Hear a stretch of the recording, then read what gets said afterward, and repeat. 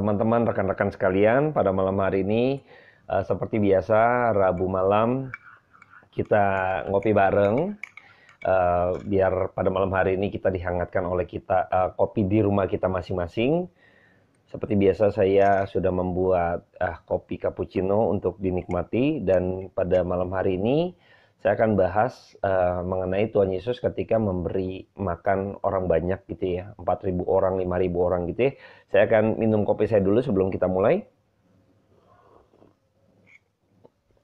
Oh iya, teman-teman, rekan-rekan sekalian, kalau pada malam hari ini saya ingatkan kembali bahwa setiap Rabu malam itu mungkin teman-teman yang biasanya kita ngumpul ngopi bersama di satu tempat, sekarang setelah pandemik ini kita tetap menyelenggarakan ngopi bareng, tetapi lewat via media online seperti ini. Jikalaupun terrealisasi pun nanti kita berkumpul lagi pun, saya akan terus melanjutkan konten-konten untuk ngopi bersama, untuk bagian daripada kita mendengarkan kebenaran firman Tuhan. Walaupun kita mungkin tidak sempat, tetapi melalui media seperti ini saya menjadi tertarik untuk kita terus semakin hari menggaungkan kebenaran, atau makin mau belajar kebenaran firman Tuhan, dan mau bersama untuk berbagi kebenaran-kebenaran firman Tuhan yang boleh kita dengar setiap ada kesempatannya. Dan pada malam hari ini sebelum kita mulai, saya akan berdoa buat setiap kita yang nanti akan bahas di dalam Markus 6. Yesus memberi makan 5.000 orang ya. Nanti saya bahas yang 5.000 orang, nanti ada yang 4.000 dan sebagainya. Pada dasarnya ada satu kemiripan gitu ya. Tapi pada malam hari ini saya akan bahas mengenai Yesus memberi makan 5.000 orang. Sebelum kita mulai, saya akan berdoa buat setiap kita. Mari kita berdoa. Bapa dalam surga, terima kasih buat kekuatan yang Kau berikan sampai hari ini, sehingga Tuhan berikan kemampuan bagi kami untuk kami boleh kembali berbahagia mendengarkan kebenaran firman Tuhan. Ini semua karena anugerah daripada Tuhan. Tuhan mau berdoa, memohon belas kasih daripada Tuhan malam hari ini untuk kami boleh terus dipenuhi dengan perkataan Allah yang bersifat kekal, agar hidup kami boleh terus makin hari dipenuhi dan dipuaskan oleh kebenaran firman Tuhan yang sampai hari ini Tuhan, yang akan terus memberikan kami kekuatan dan memberikan kami pengharapan hari lepas hari. Karena kami percaya perkataan Allah yang hidup itulah yang mampu memberikan kami satu kekuatan yang baru. Terima kasih Bapa atas pengharapan dalam Kristus yang boleh Engkau berikan buat kami. Terpujilah nama Tuhan. Pimpin waktu ke depan, hamba-Mu terbatas menyerahkan jiwa-jiwa yang ada di rumah untuk kembali dihangatkan oleh perkataan Allah hidup itu. Biarlah setiap kami diberkati oleh perkataan-Mu saja Tuhan. Dalam nama Tuhan Yesus Kristus kami berdoa dan mengucap syukur. Amin. Baik, saya akan bacakan buat setiap kita di dalam Markus 6 ayat 30 sampai 44. Kemudian rasul-rasul itu kembali berkumpul dengan Yesus dan memberitahu kepadanya semua yang mereka kerjakan dan ajarkan. Lalu ia berkata kepada mereka, marilah ke tempat yang sunyi supaya kita sendirian dan beristirahatlah seketika. Sebab memang begitu banyaknya orang yang datang dan yang pergi, sehingga makan pun mereka tidak sempat. Maka berangkatlah mereka untuk mengasingkan diri dengan perahu ke tempat yang sunyi. Tetapi pada waktu mereka bertolak, banyak orang melihat mereka dan mengetahui tujuan mereka. Dengan mengambil jalan darat, segeralah datang orang dari semua kota ke tempat itu sehingga mendahului mereka. Ketika Yesus mendarat, ia melihat sejumlah besar orang banyak, maka tergeraklah hatinya oleh belas kasihan kepada mereka. Karena mereka seperti domba yang tidak mempunyai gembala, lalu mulailah ia mengajar banyak hal kepada mereka. Pembacaannya sampai di paragraf ini dulu, nanti kita akan coba bahas dulu paragraf yang pertama, lalu nanti kita bahas paragraf yang kedua. Coba dari satu scene ke scene, jadi satu adegan ke adegan, kira-kira demikian. Nah, ketika itu murid-muridnya di ayat sebelumnya, sesungguhnya murid-muridnya itu sudah menjalankan penginjilan gitu ya. Mereka diutus untuk terus akhirnya mereka kembali berkumpul. Waktu mereka kembali berkumpul, lalu mereka bercerita. Kita kumpul lagi kepada Yesus, lalu mereka bercerita apa yang mereka ajarkan, apa yang mereka kerjakan gitu ya. Jadi mereka bercerita saking dalam pelayanan mereka tuh capek banget, mereka lelah sekali gitu kan, sampai-sampai mereka pun makan aja nggak sempat. Tadi kita sudah dengar ya, makan saja tidak sempat. Kadang emang dalam pelayanan penginjilan khususnya gitu ya, emang kadang ketika pada waktu itu Kita tahu bahwa banyak orang-orang yang susah, yang sulit gitu kan, yang mungkin ada sakit penyakit, lalu mereka juga melakukan mukjizat kesembuhan, lalu mereka juga mengajar gitu kan, dan mereka juga berbagian di dalam pekerjaan-pekerjaan yang seperti menyembuhkan orang lain, dan mereka juga diberi kuasa oleh Kristus, dan mereka begitu lelah, kebayang gitu ya, sama seperti dokter datang ke satu tempat yang akhirnya tempat itu orang pasien banyak sekali gitu ya, dokter begitu capek gitu ya. Yang kita lihat tahu bahwa selama pandemik ini ketika eh, orang-orang yang sakit corona itu makin bertambah banyak gitu ya, para medis itu lelah sekali. Mereka itu sampai makan itu ya, saya kebayang ya dengan rasul-rasul gitu ya, murid-murid Tuhan pada waktu itu juga memiliki peranan sebagai tanda petik dokter yang memberikan kesembuhan bagi orang yang sakit, yang timpang dan sebagainya. Mereka harus melayani orang-orang yang demikian, yang dalam kesulitan jasmani mereka juga harus melayani sama seperti dokter gitu ya. Jadi betapa lelahnya mereka, nggak ada habis-habisnya. Jadi mereka makan pun begitu susah. Ada waktu yang begitu mepet, mereka pun tidak sempat untuk makan. Ketika mereka curhat gitu, cerita, sharing satu dengan yang lainnya, saling menguatkan satu dengan yang lainnya. Ini mereka menceritakan apa yang mereka kerjakan dan ajarkan. Ini ada satu kesukacitaan tersendiri bagi setiap para penginjil, khususnya ketika mereka sudah dalam penginjilan, lalu mereka kumpul lagi, mereka sharing tuh. Kekecewaan juga mungkin terjadi gitu kan, lalu ada satu kepuasan, ada satu sukacita dari satu sharing ke sharing yang lain yang teman-teman mungkin alami. Oh, akhirnya kita mendapatkan satu kekuatan yang baru, ada satu sukacita yang baru di situ. Murid-muridnya sebenarnya juga dihangatkan di dalam pertemuan seperti itu. Nah, saya berharap juga setiap kita, khususnya para hamba Tuhan juga harus memiliki satu komunitas tersendiri, yaitu para hamba Tuhan juga, para penginjil juga, untuk kembali semakin dihangatkan sebenarnya di antara yang lainnya, sehingga makin dikuatkan yang mungkin lemah gitu kan secara iman. Lalu ketika mendengar sharing, ada satu kekuatan, ada satu penghiburan tersendiri bagi setiap kita. Nah, saya berharap kita semua menyadari akan hal ini, karena ini komunitas-komunitas seperti ini cukup penting ya. Tuhan Yesus juga menjaga setiap rasul-rasulnya juga untuk menjadi pendengar yang baik gitu ya, mengakomodir mereka, mengayomi mereka, mengembalakan mereka, untuk mereka terus boleh semakin hari dihangatkan gitu ya dengan pertemuan-pertemuan seperti ini. Nah, yang hal yang menarik lainnya adalah ketika itu mereka mencoba untuk menyendiri gitu ya, untuk menyendiri, karena bisa kebayang ya di ayat di atas juga, sebenarnya Yohanes Pembaptis pada waktu itu dibunuh oleh Herodes gitu ya. Jadi bisa kebayang ya, jadi mereka juga membawa berita duka cita. Ada juga murid rasul itu, ada muridnya Yohanes Pembaptis gitu, lalu guru mereka, tuan mereka gitu ya, akhirnya dibunuh dengan ya sadis gitu ya, dipenggal kepalanya. Lalu itu ada satu pressure tersendiri, ada satu kedukaan tersendiri yang menjadi murid daripada Yohanes Pembaptis, dan ketika itu mereka juga ada kecemasan tersendiri karena emang mereka menjadi satu ancaman gitu ya. Jadi Kristus juga menjadi satu ancaman tersendiri bagi Herodes pada waktu itu. Tetapi emang karena belum waktunya, maka sepertinya Tuhan Yesus menyendiri atau mencoba untuk menyingkir gitu kan, supaya tidak ada satu kejadian-kejadian yang akhirnya keruh gitu ya, akhirnya ada terjadi penampilan, karena emang belum waktunya juga gitu ya. Jadi sampai kapanpun di dalam tekanan apapun gitu ya, ini pelajaran yang kita bisa dapat, bahwa ketika tekanan dalam hidup kita, ada hal-hal yang mungkin merintangi dalam hidup kita, seberapapun beratnya, seberapapun sukarnya, Tuhan pasti kasih jalan untuk kita bisa mendapat satu jalan keluar. Ketika itu murid-muridnya pun bisa menyendiri bersama dengan Kristus di dalam kecemasan mereka. Mereka jauh daripada Herodes gitu ya.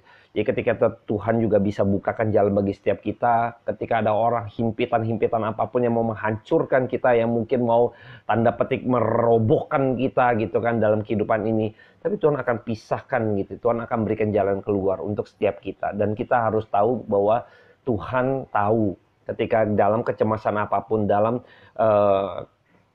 kegelisahan hidup kita gitu kan, tantangan hidup kita, pergumulan hidup kita, Tuhan nanti akan singkirkan itu menjauh daripada setiap kita, orang-orang yang mungkin mau menjatuhkan atau apapun yang sifatnya akan merobohkan engkau, dan Tuhan akan berikan jalan keluar sehingga engkau lepas daripada kecemasan itu yang pada waktu itu murid-muridnya dengan Herodes ini gitu ya. Jadi saya berharap kita semua, kalau kita orang-orang percaya, harusnya kita juga Yuk dihangatkan dengan perkataan Allah yang bersifat kekal, sehingga kita boleh dalam pergumulan kita berasa ada satu penghiburan tersendiri yang nanti Tuhan juga bukakan buat setiap kita. Dan kita sadar nggak sadar, nanti Tuhan akan bukakan jalan dan kita akan dihantar jauh daripada orang-orang yang mungkin mau menjatuhkan atau situasi-situasi yang akan membuat engkau roboh gitu kan. Tuhan akan hindari itu daripada setiap kita. Dan saya berharap kita semua tetap memiliki satu hati yang melekat kepada Kristus, hati yang berharap kepada Kristus, hati yang bersandar kepada Kristus gitu ya. Ya karena Tuhan akan bukakan jalan. Ya ketika itu mereka lelah, mereka lewat jalan laut gitu ya, air gitu ya, supaya mereka juga bisa sejenak beristirahat karena nggak capek tenaganya kan. Kalau jalan di darat mereka harus berjalan, ya. Mereka harus menguras tenaga, minimal otot mereka gitu kan akan dikeluarkan. Waktu mereka dengan jalan air atau naik perahu, mereka sedayung, akhirnya ditiup oleh angin, lalu dibawa oleh ombak, lalu mereka tidak perlu tenaga yang berlebihan untuk mereka sampai ke satu tempat atau tujuan mereka. Nah, ketika itu orang-orang banyak tahu gitu ya, orang-orang banyak ini tahu, lalu mereka mengambil jalan darat. Ya, tadi sudah kita dengar orang-orang ini mengambil jalan darat, mereka tahu dan mereka mengalami karena apa yang rasul-rasul ajarkan, murid-murid ajarkan yang akhirnya mereka juga mengalami satu tanda petik gitu ya, mengalami mukjizat gitu orang-orang tersebut, dan mengetahui hal itu, maka mereka berbondong-bondong mencari mereka dan mereka mengikuti. Jadi orang banyak ini kita tahu tujuan mereka ke sana, lalu mereka mengambil jalur darat, sedangkan murid-muridnya Kristus dan murid-muridnya melalui jalan air gitu ya kan. Lalu mereka bergegas gitu ya, seperti mereka haus begitu rupa gitu ya. Jadi ketika itu orang-orang banyak ini yang sudah mengalami sudah mengetahui kebenaran dan juga ada mengalami satu mukjizat yang mereka alami, lalu mereka tahu bahwa mereka ini adalah orang-orang benar, bahwa Kristus ini adalah Allah, anak Allah gitu kan, yang memiliki tanda petik nabi gitu ya. Jadi dia tahu ini adalah utusan daripada Allah, mereka itu dicari oleh mereka, lalu mereka seperti kehausan begitu rupa. Nah, ketika Tuhan Yesus mengatakan, ketika Yesus mendarat gitu ya, saya akan bacakan ulang di ayat ke-34, Markus 6 ayat 34, demikian firman Tuhan. Ketika Yesus mendarat, ia melihat sejumlah besar orang banyak, maka tergeraklah hatinya oleh belas kasihan kepada mereka, karena mereka seperti domba yang tidak mempunyai gembala. Bayangkan ya. Lalu mulailah Yesus mengajarkan banyak hal kepada mereka. Lalu ketika mereka sudah mengalami hal-hal yang mungkin pada waktu itu murid-muridnya ngutus mereka gitu ya. Lalu saya akan bacakan di Markus 6 di ayat sebelumnya, perikop atasnya. Dikatakan demikian, saya akan kutip saja Markus 6 ayat yang ke-13. Dan mereka mengusir banyak setan dan mengoles banyak orang sakit dengan minyak dan menyembuhkan mereka. Jadi mereka juga melakukan satu tindakan medis gitu ya, menyembuhkan mereka gitu ya, atau orang-orang yang mereka injili atau orang-orang yang mereka kunjungi gitu kan, mereka ajarkan juga, yang dalam kesakitan pun, dalam kesulitan penyakit pun, dia mencoba untuk menjadi tanda petik dokter, akhirnya menyembuhkan mereka dengan kuasa Allah, sehingga mereka boleh percaya dan mereka boleh dikuatkan. Ketika itu mereka akhirnya datang berbondong-bondong begitu banyak. Tuhan melihat, Kristus melihat orang banyak ini yang nyusul dengan jalan darat, dengan mereka bersusah payah, mereka harus mengeluarkan satu energi lebih ketimbang mereka harus jalan air tadi gitu ya, harus dengan dibantu air jadi nggak terlalu capek lah gitu kan, ada transportasi. Mereka berjalan begitu rupa. Mereka Kristus melihat bahwa ini seperti domba yang kehilangan gembalanya, yang domba yang nggak ada gembalanya, ini seperti domba yang begitu haus, ngumpul begitu rupa. Maka hati Tuhan tergerak oleh belas kasihan. Nah, yang menarik adalah Kristus mengajar, bukan bagi-bagi sesuatu, tanda petik ya. Kadang orang mengadakan KKR misalnya gitu ya, kita tahu ya. Karena biasanya tuh ada dorongan-dorongan tertentu, sama seperti orang demo, yuk demo rame-rame, yuk kita ngumpul di sini, ngumpul di sana gitu kan. Per orang nanti dapat sesuatu, dapat 50.000 misalnya, dapat 100.000 untuk kontribusi, dapat nasi bungkus, dapat nasi box gitu kan, atau ya apapun lah gitu yang dijanjikan ya untuk orang ngumpul gitu loh. Ini Tuhan, bayangkan nih, Tuhan nggak pernah ngumpulin mereka dengan cara-cara demikian ya. Tapi nanti ada hal menarik lain yang mungkin minggu depan saya akan ungkapkan lagi. Tuhan juga pernah akhirnya mengecam begitu rupa. Mereka yang punya motif-motif tertentu yang menyimpang, yang bukan yang materi lah gitu kan. Nah, nanti saya nggak bahas di sesi ini, tetapi yang di sesi ini saya lihat banyak orang-orang akhirnya ngumpulin orang itu dengan cara-cara yang demikian. Nah, Kristus tidak, justru ngelihat bahwa mereka begitu antusias, selalu Kristus berbelas kasihan dan dia mengajar. Ingat ya, Tuhan lalu ia mengajar beberapa hal kepada mereka. Ini bukannya akhirnya ya duduk ya gimana ya ajarin bisnis misalnya gitu kan, aku modalin kamu lain sebagainya ya kan, kayak multi level jadinya gitu ya. Enggak, prospekin mereka gitu kan menjadi downline misalnya, enggak. Kristus tapi mengajar dan juga nggak bagi-bagi, maksudnya sembako ya udah karena udah datang aku kasihan sama kamu ya bagi-bagi sembako lah gitu kan. Tidak, Kristus mengajar. Nah, saya lihat bahwa ini penting bagi setiap kita, bahwa sisi rohani yang dipandang Kristus, yang selalu Tuhan berorientasi pada sesuatu yang bersifat kekal. Kristus selalu melihat sesuatu yang bersifat kekal, bukan yang bersifat materi dan sementara. Maka Kristus itu harus mengajar karena ada satu bagian dalam diri manusia yang harus diisi dengan sesuatu yang bersifat kekal, yaitu yang rohani tadi. Manusia diciptakan dengan dua bagian seperti materi gitu kan, jasmani, dan ada bagian yang ini yang kelihatan dan yang tidak kelihatan, rohani ini. Seringkali orang memikirkan yang seperti jasmani, tetapi selalu Kristus datang selalu berorientasi pada sesuatu yang tidak kelihatan, itu bagian yang bersifat kekal, yaitu rohani. Maka Kristus datang untuk mengisi mereka kekosongan yang bersifat rohani tadi, yang bersifat kekal tadi, yang harus mereka isi, yang selama ini mereka begitu kosong, mereka begitu hampa. Maka Kristus harus mengajar, karena dia adalah Sang Firman itu sendiri. Kristus adalah Sang Firman itu sendiri, maka Firman yang sudah berinkarnasi melalui Kristus yang saat ini dia sedang mengajar, maka perkataan yang bersifat kekal itu sedang mengisi sesuatu yang bersifat kekal dalam rohani setiap orang. Terlebih lagi orang percaya, manusia-manusia yang sedang menuju kepada yang berada dalam kehampaan dan kekosongan, yang sedang menuju kepada kebinasaan. Ini harus diisi oleh perkataan Allah yang bersifat kekal. Harus diisi yang bersifat kekal. Nah, Kristuslah yang dari kekal. Dia adalah Sang kekal itu sendiri. Dia adalah Sang Firman itu sendiri yang bersifat kekal. Maka kehidupan rohani kita ini yang tidak kelihatan ini harus diisi dengan yang bersifat kekal, yaitu perkataan Allah yang hidup. Harus diisi dengan demikian. Maka ada satu kekosongan yang akhirnya Kristus selalu mengajar. Karena Kristus datang selalu memikirkan kekosongan yang ada dalam diri manusia yang berdosa. Maka itu yang harus dipuaskan, itu yang harus diisi terlebih dahulu. Inilah Kristus datang, yaitu untuk memberitakan kabar baik yang harus mereka dengar. Bukan dengar dapat sembako murah. Bukan dengar, wah dapat ini itu gitu kan, bersifat materi, dapat 5 talenta, bagi-bagi uang, bagi-bagi dinar gitu ya.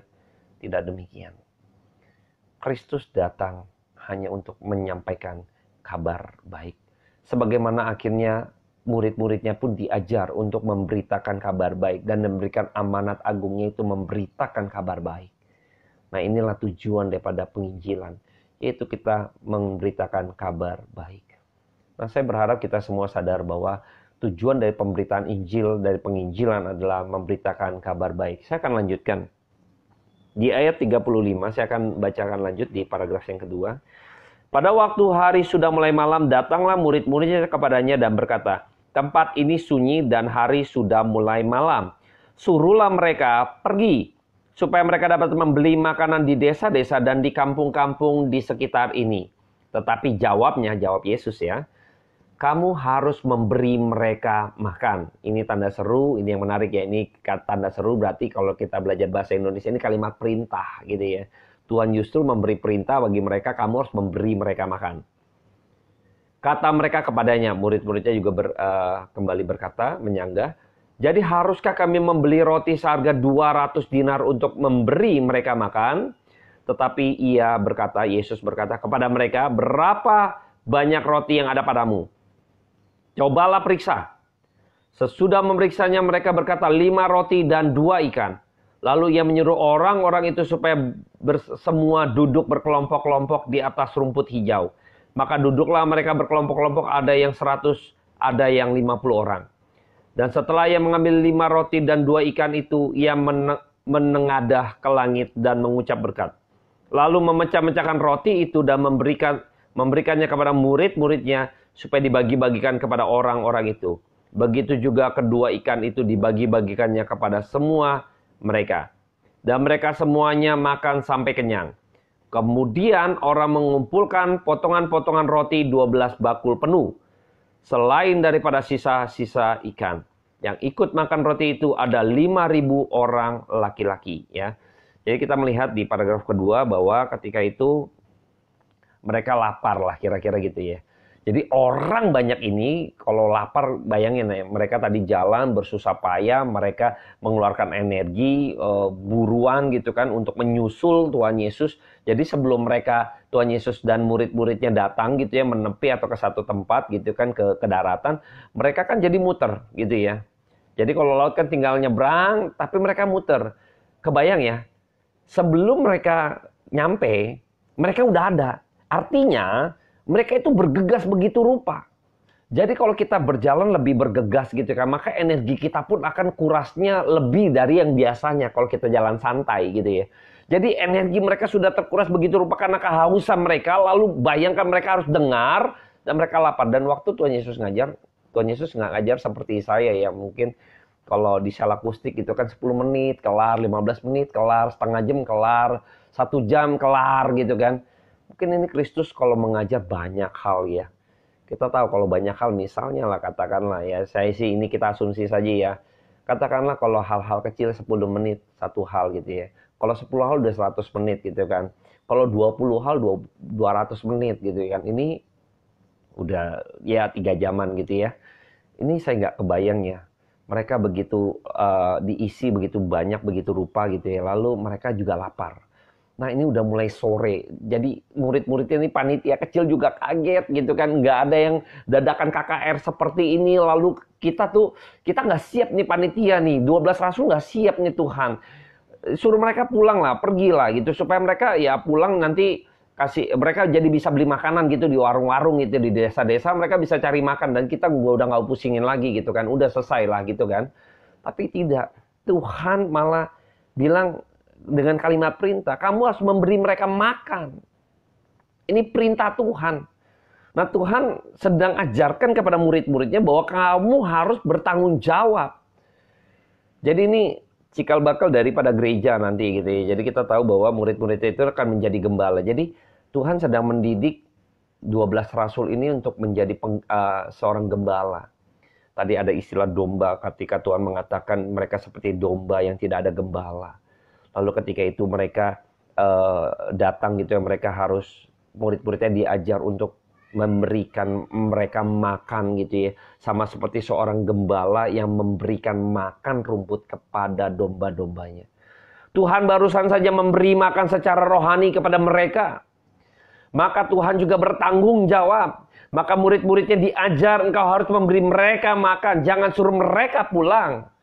Murid-muridnya diajar untuk bertanggung jawab juga secara jasmani. Nah ini gereja ya. Nanti jadi gereja itu menggembalakan jemaat Tuhan. Jadi jemaat-jemaat yang susah, yang sulit, dalam kesulitan pun makanya ada dalam organisasi gereja, ada diakonia gitu ya. Ada bagian-bagian ngurusin janda, ngurusin orang susah, miskin, sakit, yang mungkin kedukaan, itu banyak ya di gereja, ada yang melayani seperti itu jadinya. Dan jadi ketika itu Tuhan juga sedang mempersiapkan murid-muridnya untuk menjadi gembala yang baik. Lalu dia harus menitik beratkan kepada engkau harus bertanggung jawab atas jemaatmu ini nih. Jadi atas domba-domba ini nih, kamu harus juga bertanggung jawab. Nah makanya murid-muridnya diajar, tidak, kamu yang harus beri mereka makan. Tuhan barusan memberi makan secara rohani, sekarang murid-muridnya memberi makan secara jasmani. Jadi Kristus ini ngajari mereka juga. Engkau sekarang harus memberi mereka makan. Saya sudah memberi mereka makan secara rohani ya. Sekarang jasmani. Engkau pikir sekarang. Sebenarnya Tuhan sedang menguji mereka gitu ya. Jadi ini yang menarik ya. Saya akan coba kulik satu-satu ya. Ketika saya renungkan ini ada hal yang menarik. Waktu Tuhan bilang suruh memberi mereka makan, mereka muridnya jawabnya begini di ayat 37. Jadi haruskah kami membeli roti seharga 200 dinar untuk memberi mereka makan? Jadi dia udah berorientasi duit nih. Waduh, ini butuh duit nih, butuh materi nih, ada uang. Bener juga gitu kan. Kadang kita mau kasih orang makan juga kita butuh uang gitu ya. Tetapi ia berkata kepada mereka, berapa banyak roti yang ada padamu? Tuhan tanya ada berapa? Yang ada pada kamu berapa? Dia berorientasi kepada satu materi, karena nggak ada uang, maka ya udah suruh mereka pulang, kita beres deh gitu kan, nggak bertanggung jawab karena kita nggak ada uang Tuhan, kira-kira gitu. Uang kita mana gitu kan? Ingat ya, yang dua peser dari seorang janda miskin yang memberikan 2 peser 1 duit gitu ya, kepada persembahan kepada di bait Allah gitu ya, pada waktu itu minggu-minggu yang lalu saya sudah share ke teman-teman bisa lihat di YouTube channel HFM, Evangelis Hengki Kurniawan, di situ saya sudah bahas, saya nggak akan dalamin di situ lagi. Dan ketika itu juga sama nih, kita harus beli gitu kan. Tuhan, apa yang ada padamu? Ada 2 ikan dan 5 roti, ya. Jadi ya mereka ada ini gitu. Mereka berpatok kepada satu hal-hal yang berorientasi kepada hal-hal yang jasmani, logika. Mereka berpikir ini orang banyak. Kira-kira nih, ini nggak cukup gitu. Ini uang juga seberapa ini 5.000 orang gitu loh.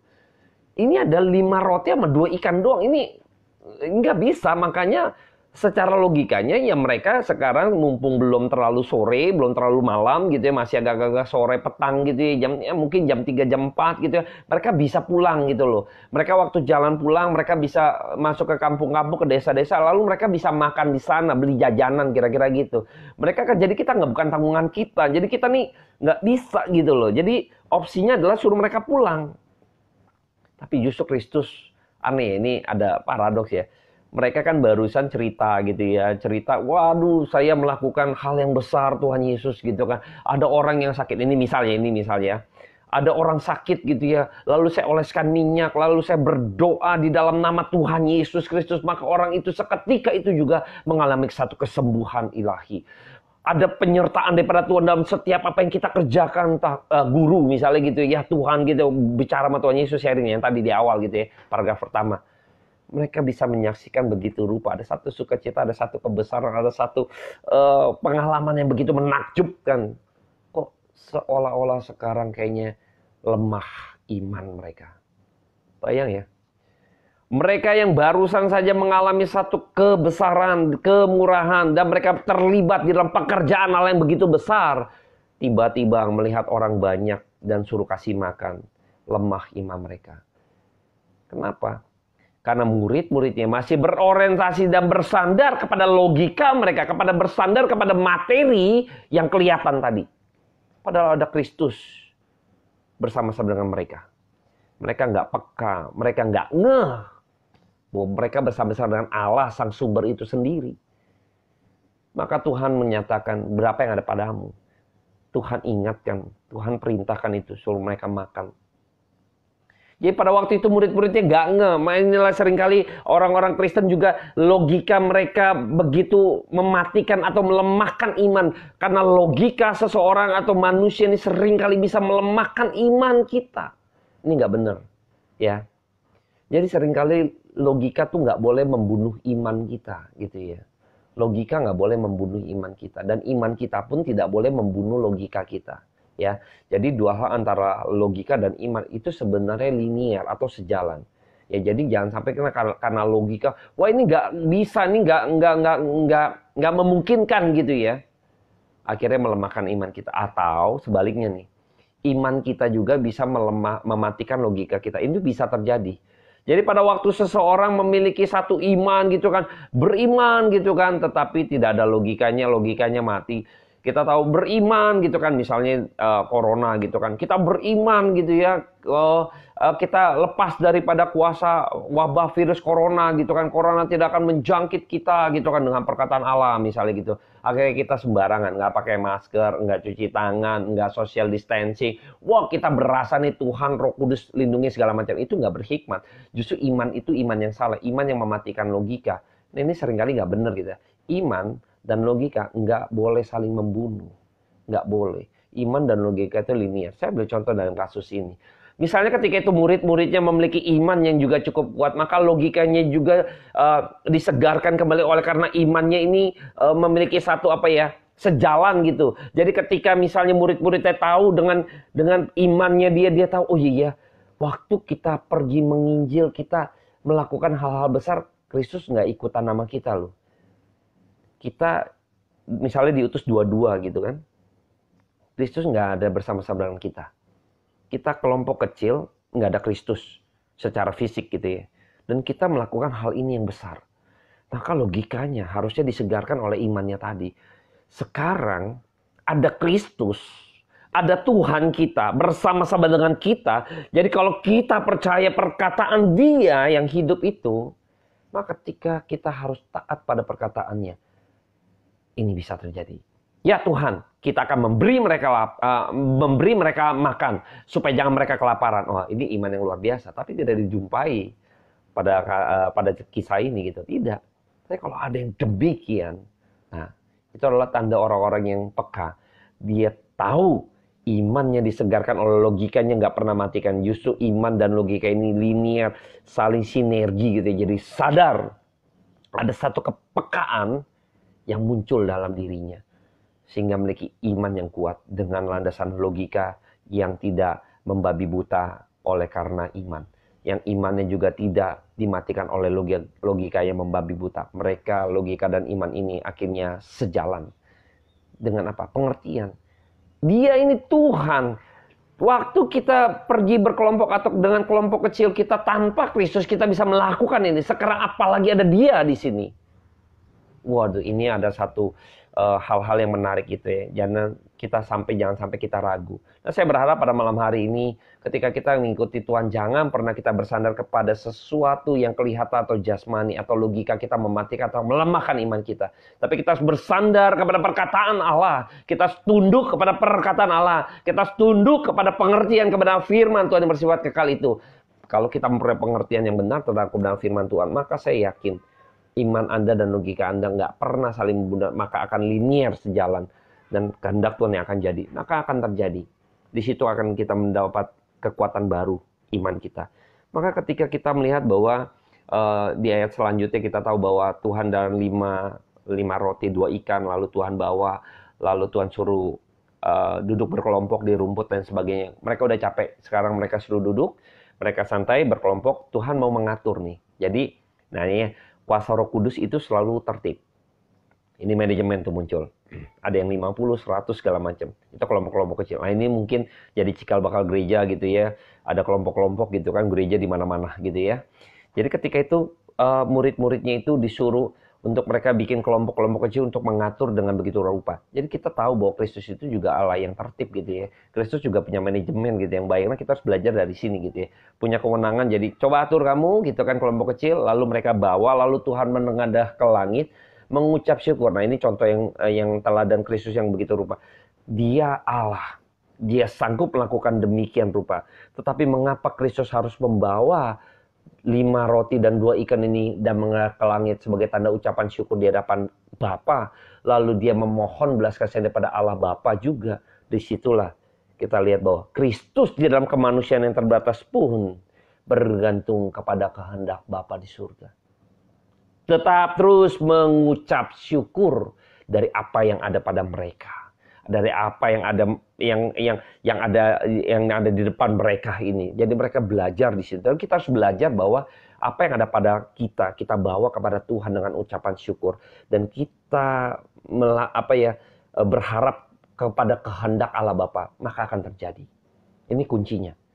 Jadi ketika kita bawa segala sesuatu yang ada pada kita, lalu kita angkat di hadapan Tuhan dengan mengucap syukur, lalu kita memohon supaya kehendak Tuhan yang jadi, memohon belas kasih daripada Allah, bersandar kepada kehendak Bapa, maka itu akan terjadi. maka Tuhan akan cukupkan, Tuhan akan berikan kelimpahan. Kita tahu akhirnya lalu mereka membagi-bagikan. Lalu Tuhan nggak membagikan brok ikan langsung 1 ton gitu kan, roti 2 gudang gitu kan, misalnya. Tidak demikian gitu kan. Tidak demikian. Lalu kumpul tuh tukang roti gitu kan, enggak. Lalu dari laut tuh muncul ikan langsung berterbangan gitu kan ke mereka, enggak demikian. Lalu numpuk gitu kan di satu tempat di tempat-tempat tertentu, lalu wah numpuk nih hebat gitu kan. Tuhan enggak lakukan itu. Bawa, bagiin, ambil habis bagiin. Datang lagi bagiin. Tuhan memecah-mecahkan roti ya. Nah, waktu Tuhan memecah-mecahkan roti itu juga penggambaran bahwa nanti dia akan memberitahukan kepada murid-muridnya, rasul-rasulnya, bahwa sebagai seorang gembala, Kristus juga nanti waktu memecahkan roti, dia tubuh ini akan dibagi-bagi kepada mereka. Dia harus berkorban. Sebagaimana Kristus juga berkorban kepada domba-domba yang hilang, yaitu setiap kita yang berdosa. Lalu tubuhnya dikorbankan, darahnya mengalir, maka ada satu pengorbanan. Sama seperti seorang gembala yang ketika ada seekor binatang yang buas, entah beruang, entah singa, atau apapun yang memakan dombanya, maka dia merelakan dirinya untuk menghadapi binatang buas itu. Bahkan harus mati pun dia rela, supaya dombanya tidak dimakan atau diselamatkan. Maka rasul-rasul itu, murid-murid itu juga diajarkan waktu memecah-mecahkan roti itu, diingatkan, engkau harus bertanggung jawab, bukan bertanggung jawab, yang tadi bertanggung jawab, memberi mereka lapar, engkau harus berkorban. Engkau harus mati-matian. Engkau harus benar-benar sungguh-sungguh memikirkan domba-dombamu yang Tuhan akan percayakan kepadamu. Maka murid-muridnya diajar untuk benar-benar sungguh-sungguh hidupnya itu untuk domba-dombanya. Maka Tuhan ajarkan begitu rupa. Nah, kita tahu bahwa ketika dikasih ambis, Tuhan begitu teratur ya, nggak serakah. Kita nggak dikasih orang yang konsep serakah gitu ya. Tetap kelimpahan kan. Kita tahu bahwa akalnya 12 bakul penuh gitu ya. Kenapa Tuhan dengan cara demikian? Mindsetnya Tuhan sedang meletakkan mindset supaya kamu tahu cukup, ya kan, cukup. Ada lagi. Datang lagi ada. Terus Tuhan bagikan. Nggak segubrak langsung gitu kan. Tidak, wah kalau segubrak gila hebat, heran. Semua orang gitu. Nggak, tapi Tuhan dengan cara Tuhan. Dengan step. Begitu rupa. Toh juga kelimpahan. Akhirnya 12 bakul itu menunjukkan satu kelimpahan sebenarnya. Yang melebihi apa yang kau butuhkan sebenarnya. Tuhan sudah sediakan. Tapi Tuhan nggak lakukan langsung brek datang begitu rupa. Tidak. Bahwa kasih kemurahan Tuhan, kebaikan Tuhan, melebihi apa yang kamu minta sebenarnya. Tapi dengan cara Tuhan bertahap. Engkau pikir kayaknya datangnya kok dikit-dikit amat ya, kok pelan-pelan segala. Tidak. Karena Tuhan dengan waktu Tuhan, dengan cara Tuhan, untuk mengajarkan setiap kita, untuk kita berharap, untuk kita mensyukuri, untuk kita bisa menjadi orang pribadi yang tidak serakah. Menjadi pribadi yang benar-benar akhirnya bisa mensyukuri apa yang dia ada dulu, dinikmati dulu seperti itu. Kalau kurang, ada lagi. Maka mereka makan sampai kenyang. Ingat, pada waktu Musa membawa bangsa Israel, lalu mereka serakah begitu rupa. Padahal Tuhan Musa sudah perintahkan kepada mereka bahwa secukupnya engkau ambil. Karena setiap hari Tuhan akan berikan. Pada waktu nanti hari Sabat gitu kan 2 kali diambil kan gitu. Karena hari Sabat nanti tidak turun. Tapi Tuhan sudah sediakan. Jangan serakah. Ada yang serakah. Bayangkan. Tuhan ajarkan demikian. Begitupun murid-muridnya, bahkan orang-orang banyak. Untuk hidup supaya tidak serakah. Nah, ini poin-poin penting yang menarik yang bisa kita pelajari pada malam hari ini. Dan saya melihat kalau kita bawa segala sesuatu yang ada pada kita bawa kepada Tuhan. Dan Tuhan akan limpahkan. Hanya kita percaya saja. Masuk di dalam kehendak Tuhan. Masuk di dalam rencana Tuhan. Mengetahui rencana Tuhan. Kita ikutin aja. Lihat. Pasti terjadi kehendak Tuhan. Apapun yang kita imankan dalam hidup kita. Asal iman ini sesuai dengan kehendak Allah. Pasti terjadi. Saya sedikit kesaksian gitu ya. Ketika harus memimpin satu instansi sekolah di yayasan gitu ya. Di era pandemik begini rupa, banyak beberapa sekolah yang akhirnya kolaps gitu ya. Akhirnya kita tahu begitu sulit mencari siswa bahkan di jenjang-jenjang usia dini dan sebagainya. Tapi saya berdoa, Tuhan tolong. Waktu Tuhan berikan banyak, tetap kita harus bertanggung jawab. Ini kuncinya nih. Saya bilang, dari mana pendanaan Tuhan? Tapi saya berdoa karena saya tahu ini kalau pekerjaan Tuhan, Tuhan akan kirim. Kalau ini ada pekerjaan Allah, saya percaya Tuhan akan kirimkan setiap yang kami butuhkan di dalam sisi pendanaan gitu ya. Logika saya juga tidak boleh mati tadi. Saya tahu kalau ini pekerjaan Allah. Saya beriman sampai hari ini. Puji Tuhan. Sekolah kami, haleluya, bisa menjadi bagian jawaban. Untuk bagi mereka yang mungkin saat ini dalam kesulitan atau apapun. Saya percaya Tuhan tolong. Tuhan tolong. Mungkin banyak orang pikir ini seperti apa, banyak rekan-rekan, gimana bisa Hengki katanya. Tapi saya percaya, Tuhan akan kirimkan. Karena kalau ini pekerjaan Tuhan, Tuhan juga akan backup. Asal kita sungguh-sungguh. Asal kita benar-benar menjalankannya. Lihat nanti cara Tuhan. Sampai hari ini saya bersyukur. Saya dapat banyak kekuatan khususnya di ayat ini juga ya, di perikop ini. Bahwa Tuhan akan cukupkan. Kalau itu kehendak Tuhan, kita harus bertanggung jawab. Kita harus sungguh-sungguh. Kita harus rela berkorban. Lihat nanti Tuhan akan berikan kelimpahan. Kemurahannya demi kemurahan. Bahkan Tuhan akan bilang, nih 12 bakul kan, masih ada sisa. Biarlah pada malam hari ini kita benar-benar merenungkan kembali kebenaran firman Tuhan. Biarlah kebenaran firman Tuhan malam hari ini dengan ngopi bareng bisa memberkati setiap teman-teman sekalian, dan biarlah di rumah saja pun kita tetap bisa melekatkan hati kita kepada kepekaan kita kepada Kristus dengan bersentuhan terus dengan perkataan yang bersifat kekal. Yuk mari belajar kebenaran firman Tuhan, jangan pernah lelah, jangan pernah malas, baca terus kebenaran firman Tuhan.